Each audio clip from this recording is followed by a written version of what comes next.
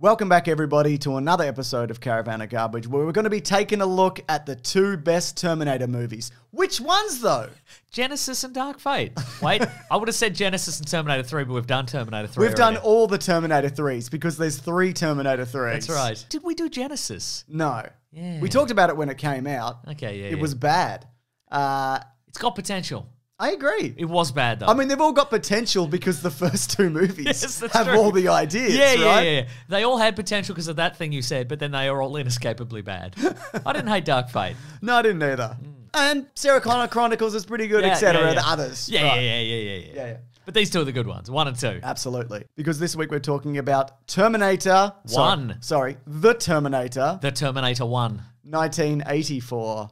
Now, this idea came to James Cameron when he was in bed sick with a fever. And he watched that Harlan Ellison episode of The Outer Limits. We will talk about that. Hey, when I'm going to rip it off. I'm going to rip it off. No, he dreamt of a metal skeleton emerging from flames. Oh. And then he basically took that idea and worked backwards from there. The first image of the Terminator, here it is right here. And he got the whole thing storyboarded in like 6 months while they waited for Arnold to finish Conan 2. A famously bad movie, probably. I've never seen it. It's not as good as 1, but it's all right. I love how James Cameron more recently is like, I don't need streaming services because I have my dreams, and my dreams are better than anything that a streaming service could come up with. They're my dreaming services. Still cost me $9.99 a month, though. What's going on there? Yeah, but you know what's free? This video, which is why you have to leave a like. That's right. Yeah. That's your payment. That's our currency. Mm-hmm. We pay our mortgages with likes. We give them to the mortgage man. It's not completely incorrect, Mason. Now, we recently covered the Alien movies. Correct, Or yes. 4 of. There's so many. There's so many, Mason. But we enjoyed it, though. Oh, incredible. Yeah. And a key component of getting Aliens made was Gail Ann Hurd, who at the time was married to James Cameron. Yes. Say it with us, folks. Married to James Cameron at the time. That's right. And she was really integral in getting this off the ground. But she was not married to James Cameron at this time. No, that's right.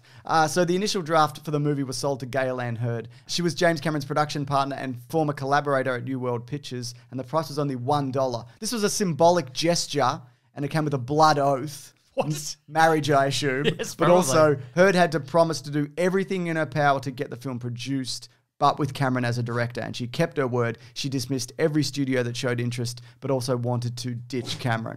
The dog just sneezed, everybody. That's right. That's staying in the extended edition. God, I mean, this has so much in common with Aliens, which is the next movie he made, because it is a B horror movie which is completely elevated by its execution. Absolutely, yeah. It, in a lot of ways, this is not an original thought, James. I'll tell you this much, but it's a slasher film, really. Yeah. It's got your Michael Myers indestructible sort of antagonist, and people are on the run. It's more than that because it's you're right. It's the execution. It's using what they had, which was a relatively smaller budget at the time. Yep. To make something great, to work around the limitations of the genre and of what they had. You're absolutely right. Here's a couple examples that I love, which make the movie look bigger than it is. Well, Arnold. He's very big. That one that makes the movie look small than it is because he's so big. Oh, yeah. They had to make all the props and stuff bigger and the sets and so forth to make them look regular. That makes sense. So a hydraulic arm was used when the Terminator punches through the windscreen. So that's like put under his jacket because that's obviously something that a person can't do. And is it true that the car was not actually moving at the time? Exactly. So there's a brick wall on the side of a truck and the truck drives past as the window gets punched. Crazy. Stuff like that. That's incredible. great. Other things like they didn't have a body bag for Kyle Reese, which you can see when you pull back after he's dead because it just looks like he's wrapped in garbage bags. But that up-close shot is James Cameron's suit bag. And that's why he's shot from like the shoulders up. Okay. Yeah. And I thought it was just Discount Men's Warehouse mortuary services. There you have it. Yeah, but there's just a lot of guerrilla filmmaking techniques in this. Like, there was a lot of running around to get shots and then leaving before the cops turned up. The final shot with the car driving down the freeway, a cop actually showed up and they were like, "This is for a student film." And the cop was like, "All right then." It wasn't for a student. No, it wasn't. It was for a big film, it turned out. Dummy. Yeah. And also, you never question, well, I didn't, I guess, as a kid, the scale of it, especially in the future stuff. Like, looking back now, it's all obvious model work. Not even obvious, I would say. It would have to be model work. Sure. Because you can't do all this stuff and rear projection. But God, it's good. Just the lighting and the smoke. And they're really good at switching from a big thing to a small thing and you don't really notice. Correct. You know? It's beautiful work, Mason. You look like you've got something to say. I've got so many things But to if say. you don't, I have something to say. It hasn't come up organically yet. Okay, fine. I'm just. I'll say something then. Okay. It's not organic, but I'll say it. Wow. Unlike the Terminator's skin, which is organic, but not his bones, which aren't organic. So Linda Hamilton, incredible find. Not his wife at the time. No. But later. Yeah, but also he had a wife in between. We didn't mention that, I think, last time. Yeah, he was married to Catherine Bigelow in between. Yep. Yeah, that's right. Sure. Just that shift from vulnerability to strength, an amazing performance. She also did this on a broken ankle. So a lot of the running that she did was just having her ankle bandaged up, and it's just like, get out there. I'm doing this on a sore foot, so I can relate. Oh, wow. I was going to say I can relate to, Kyle Reese and his, living in a post-apocalyptic hellscape because I have a sore foot. Yeah. I can relate to both of these people. And if people are like, well, that's not very hard because you're podcasting. But no, he hops on his sore foot for every podcast the entire time. That's exactly right. It's pretty yeah. incredible. No, Linda Hamilton is great. Her transformation from like, I'm just a LA girl. I can't even balance my checkbook. People in the 80s love to balance their checkbook. Boy, did they. You know? Sounds like a hassle. It does, doesn't it? I mean, call me a thick as shit millennial, Mason. You don't Okay. have to. You can call me a nicer thing. But I don't even know what that means to balance a checkbook. Right? You know? Yeah. I feel like it's like one of those videos where they hand like a kid a rotary phone and the kid's like, I don't know. And everyone's like, you're a fucking idiot. Right. But it's like, why would they know what that is? Well, I was going to say, for a lot of young people, maybe the most outlandish aspect of this movie won't be the artificial intelligence set to destroy mankind, but the phone booth on every street corner that has a book containing the phone number and address And the of book is everybody still in the there? city. It's still there. It's a doxing directory is what it is. You'd be like, what's going on here? This is crazy. It is crazy. You know what? Yeah, I like Pete Holmes's joke about the phone book where if it does show up, which it does occasionally and it's very thin, somebody basically has printed off a section of the internet for you to throw away. Right. Yeah. My God. But look, Arnold's performance in this also is incredible.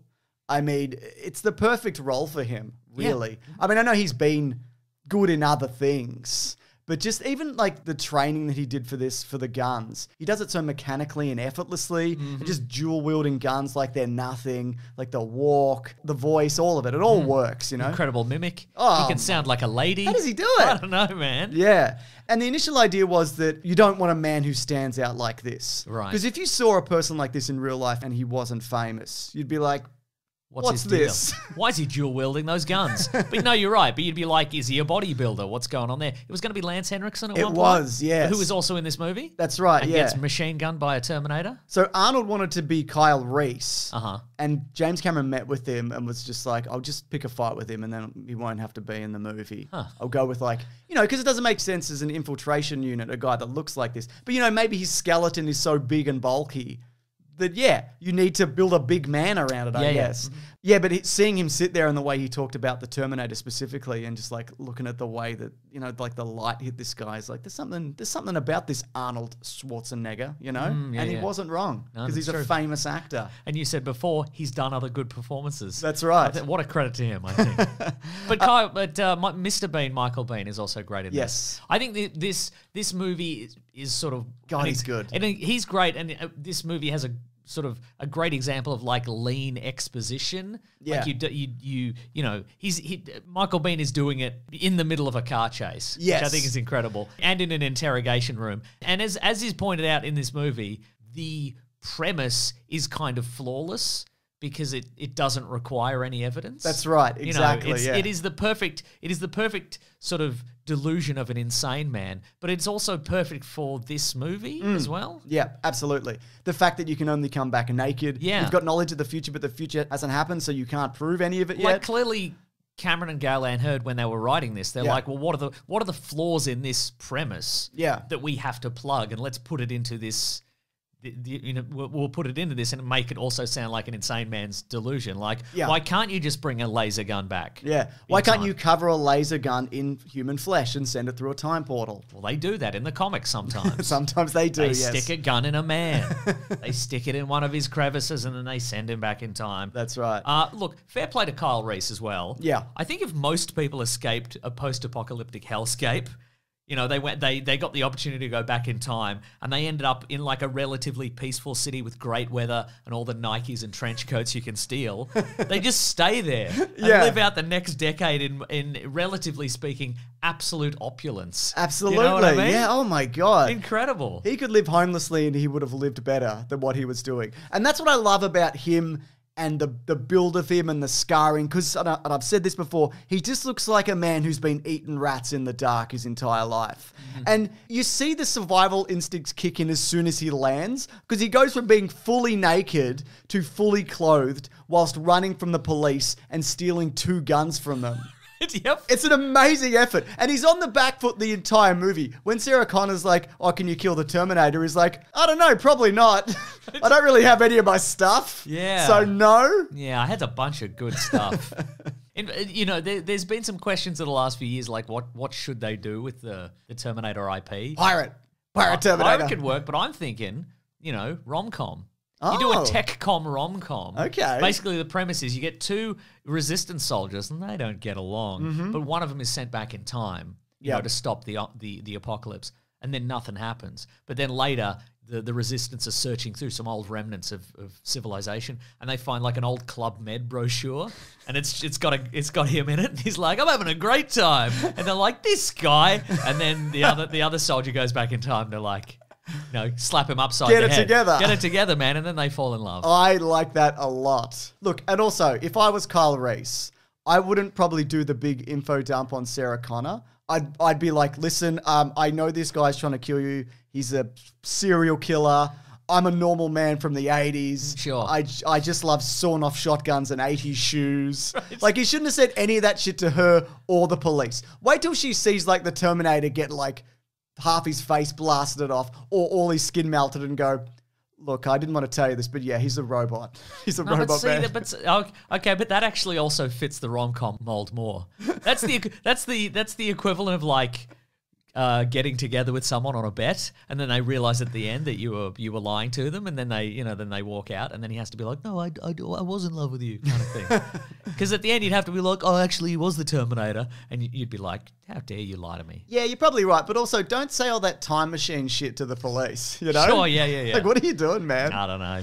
My favorite Kyle Reese moment though is, I think, when they go to pay for a motel, and he's like, is this enough? And he holds up like just a fistful of scrumpled up cash, which is like the equivalent of a kid going, I've got this much money.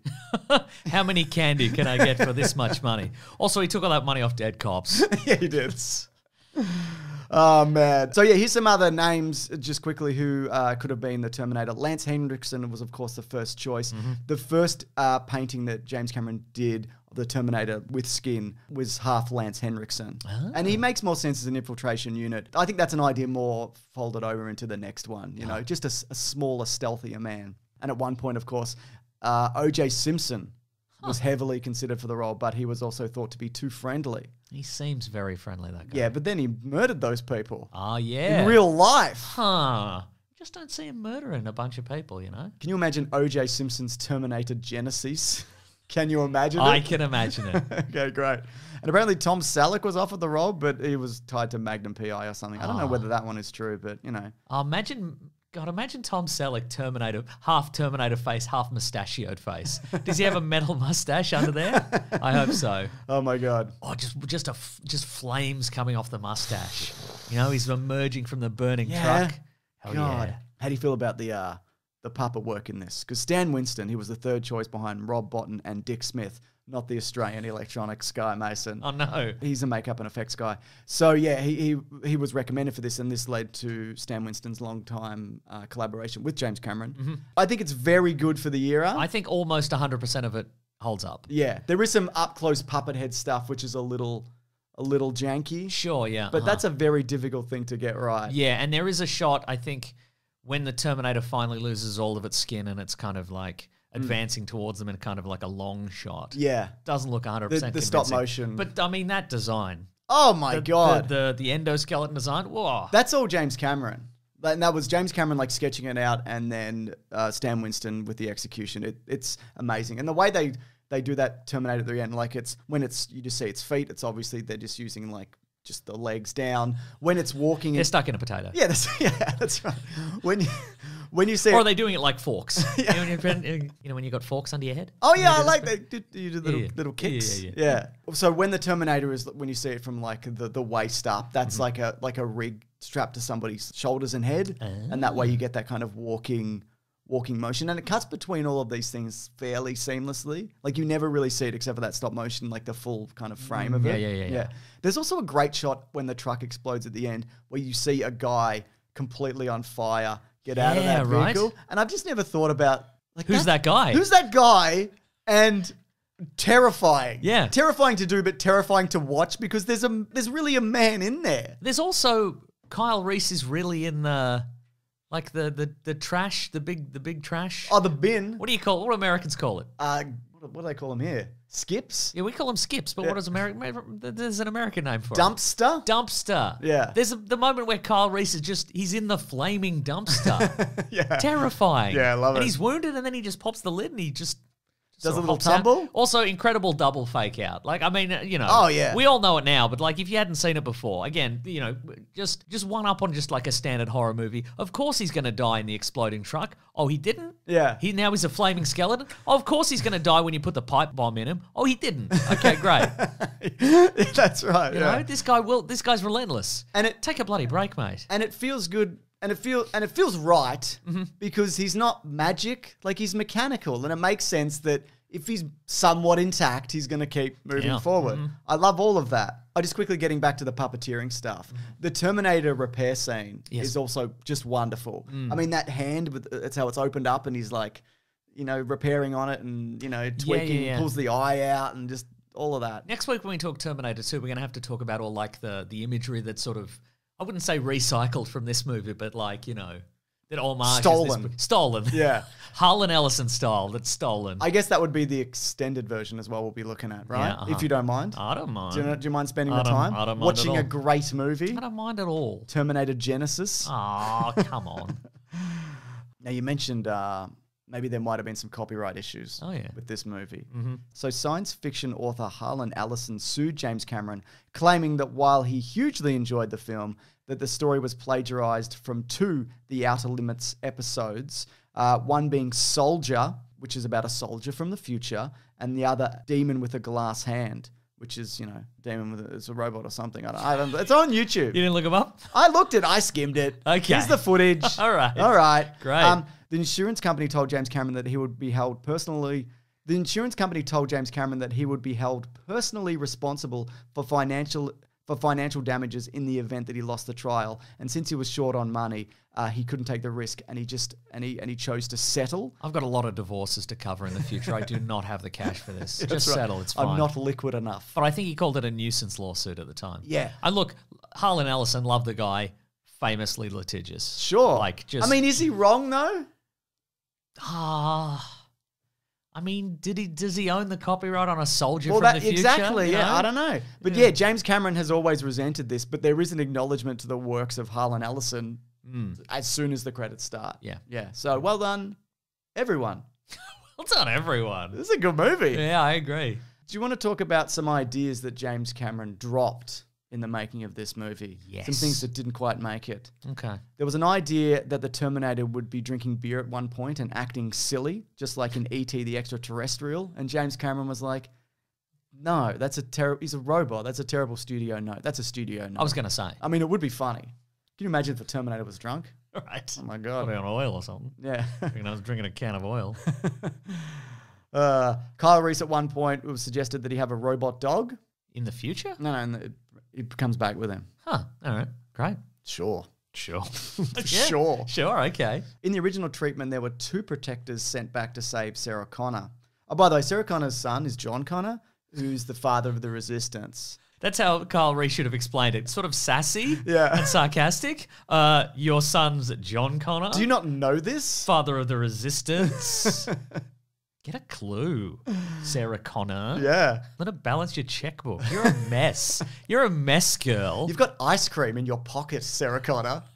So the partner of Reese was a man called Sumner, and he would have received very little screen time as he rematerialized right into a fire escape and was instantly killed. Oh. Which doesn't really make sense in terms of how they've done time travel since, because it kind of It burns out any area. Yeah. It gives around it it. like a time sphere. Yeah. Okay. Right. But, you know, I don't hate that idea. There was also a plot point that was dropped that they would blow up Cyberdyne, hence preventing the war. So in the extended version of this, I can't remember whether it's deleted scene or extended. It might be deleted, where it's revealed that the factory where the Terminator is killed is Cyberdyne or whatever the thing is called. I can't remember. Yeah. It's called Big Terminator Inc. Universal ball bearings, etc. And this is interesting because in James Cameron's original treatment, Sarah Connor had an old figure skating injury that was fixed with a couple of surgical pins, and the Terminator would cut the legs open of the first two Sarah Connors and use these as identifying marks. But in the novelization of the story, the pins were inserted in her leg after it was broken in the final fight against the Terminator. So Skynet knew that Sarah had surgical pins in her legs, but not when or why she got them. So basically, the Terminator was looking for an injury which she hadn't sustained as of yet. Oh. Cyclical time travel shit, you know? Time is a flat circle. What comes first, the pins in the legs or the Terminator traveling through time, as the expression goes? The pins. Well, yeah, because it's in the past. It's in the 80s. Yep. Makes sense. Yeah. The furthest back anyone's ever gone into the past, the 80s. Now it's time for Termia. Great. I love This that. is the trivia section of the show where I go, here's some shit.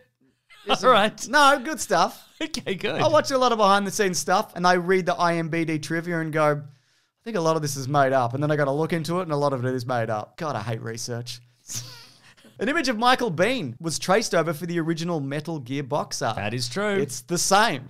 It's the future soldier look. And I think maybe Arnold Schwarzenegger in Predator is on the Contra box art. It was pretty. Maybe. It's pretty common at the time. You could just do it. You could just do it. You could It's just do it, it's fine. fine. As long as Harlan Ellison wasn't over your shoulder. Hey, that's mine. Give me all your money. The future Terminator who infiltrates the human camp in the dream sequence is played by Franco Columbo, who was a multiple Mr. Olympia title winner and friend of Arnold. That'll do it. He's passed away, but I've seen footage of him where he takes a hot water bottle and he inflates it like a balloon until it bursts. That's not right. Don't do that. Like with his breath. He doesn't use an electric pump. Okay, sure. Because I can do that. Even with my foot that hurts currently. The Terminator companion novel does not give an explanation as to why the Terminator's skin rots. And I never noticed this because you see him become more kind of pale and sickly as it goes on. Flies buzzing about him. Yeah. It apparently had an organic heart in his chest cavity, and it's the only real organ for its entire body, and it pumps blood into the skin. And at one point, Kyle Reese shoots it with a shotgun, and so it basically just fries the entire thing. Huh. Yeah, that's fun. The Polish word for Terminator roughly translates to an apprentice. So when it was released in the late 80s in Poland, it was called the Electronic Murderer. Nice. Isn't that cool? That's cool as hell. Yeah. Now, Bill Paxton is in this, and I read a bit of IMBD trivia. Thanks What for are you nothing. saying? IMBD is what you're saying. IMDb trivia. Sure. They were like, well, he might not be killed because he kind of gets hit and he kind of falls down. But in the novelization, this is how it's described. Bill Paxton is punched really hard and he dies. Pretty much. He hit the railing and slumped, but looked up in time to see Kotex catapulted backwards by a second pile driver blow. Then he flopped to the ground unmoving, broken. Mark knew, dead. So what does that mean? Because he watched it happen. Oh. Probably watched from heaven. Yeah. Because he's dead. All I'm saying is, because Bill Paxton, Yes. maybe he wasn't killed by the Terminator. So he's no longer in the club of No, he's people out of the killed by a club. Terminator, a Predator, an alien. I didn't want to be the one to do it, Wow. but Okay. I don't know. I don't know. Okay, fine. I don't know. Fun little trivia. One of the other guys in that group of gang members is the alien bounty hunter from the X-Files. Yes, he is. And there's a third guy there also. There's a third guy is there. And they cast new people in Terminator Genesis to do this scene again. Also, like, bad judgment on those guys' parts. I mean, you What are you doing? you see an enormous nude man walking at you, and Yeah. you're like, let's threaten this guy. He seems normal. What's the worst that could happen? Oh, my heart's been pulled out. He killed us all. Well, Yeah. not Bill Paxton. Yeah. Anyways, the box office for this on a budget of about $6.4 million, maybe a bit more. Maybe it's edging up on 7, Mason. It made $78.3 million. Nice. That's a huge return. Orion did a really piss poor job of marketing this also. They thought this is some pile of shit. No one wants to see it. But it resonated with everybody. Yeah. They were surprised how much women liked this movie. They're like, why would women like movie? Right? That's a great question. I think they were entranced by, and I'd forgotten this was in here, the soft version of the Terminator theme that's just for lovemaking. Ooh, yeah. Oh, yeah, I forgot. There's lovemaking in this. Do-do-do. Down, down, down, down. You know? I like her sassy friend as well. Her sassy 80s friend. Yeah, right? She's fun. And Mr. cool eyes. Underpants. And Mr. Underpants. Who defends her from the Terminator. He shifts the Terminator off his feet. Yeah. That dude is insane. Right? I mean, he's dead, but like he did really well and nobody knows. Yeah. He's the unsung hero. He really is. Yeah. The underpants hero. God bless him. Anyways, we will be back next week to talk Terminator 2 Judgment Day. That's right. It's amazing how the love for this movie built, which made that movie one of the biggest movies of all time. Absolutely. Which is how franchises should evolve naturally, maybe, you know? Force it, I reckon. Yeah, force it. Yeah, yeah, Just yeah. say you're going to make 8 from the start. That's right. And then make 1. Yeah. Now, Borderlands. But you so know. old. Yeah, why is it so old in that I movie? don't understand. What happened? Folks, if you haven't seen the first 2 Terminator movies and you're intrigued by this video, watch the first one, then go in blind, watch the second one. Yep, absolutely. It's just an experiment. I like people to indulge in. Yeah. See what you reckon. He's You know? talking about Terminator Genesis, by the way. I'm not talking about Terminator Genesis. Terminator 1, Terminator 2. It Yep. flips the script, you know? Don't even say that, Mason. I mean, they, you know. the script is flipped. They spoiled it in the trailers. The movie plays backwards. Makes no sense. But And look, if you do want to see that early, the video that we're making on it, you can actually head over to bigsandwich.co, where not only do these videos go up there early, we also do video game Let's Plays, we do bonus podcasts, we do movie commentaries. Our podcast, The Weekly Planet, where we talk movies and comics and TV shows, that also comes out there Sunday as opposed to Monday. The reason, of course, we're looking at the Terminator movies is because there's a new Terminator Netflix anime, that's right. which might be good. Looks pretty good. Might be good. Good voice cast. There you go. So check any of that out. It helps support this show and keeps it ad-free and all of that if you are interested. All right, should we leave? We should leave. You know, if the Terminator had, remember when he punches through the windscreen? Yeah, that's cool.